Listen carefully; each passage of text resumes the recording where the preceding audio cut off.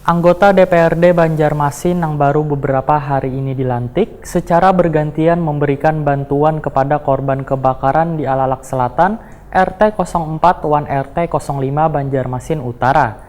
Kali ini Sri Kandi yang ada di rumah wakil rakyat ini yang memberikan bantuan berupa sembako yang diserahkan di posko bantuan yang berada di halaman Masjid Suada Udarain.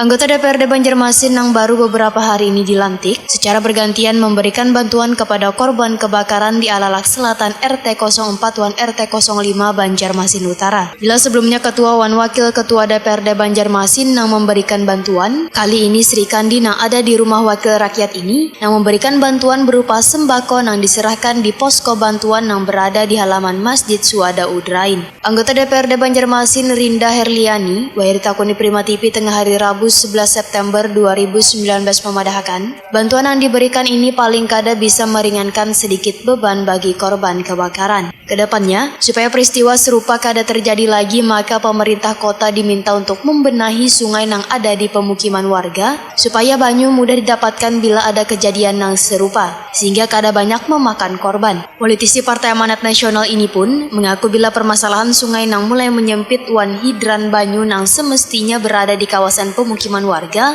akan menjadi pekerjaan rumah bagi bebuhan dewan yang baru ke depannya supaya bisa terwujud.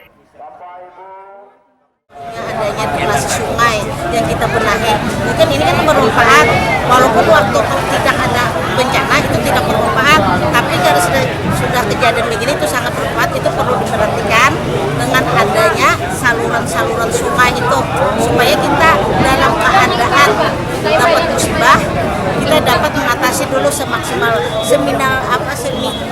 mungkin dulu kita ada mengatasinya sebelum terjadi. Sementara itu, anggota DPRD Banjarmasin Dharma Sri Handayani menyatakan, bila korban kebakaran ini nantinya akan diperjuangkan masuk dalam program bedah rumah. Politisi Partai Golkar ini pun berjanji akan membicarakannya dengan instansi terkait.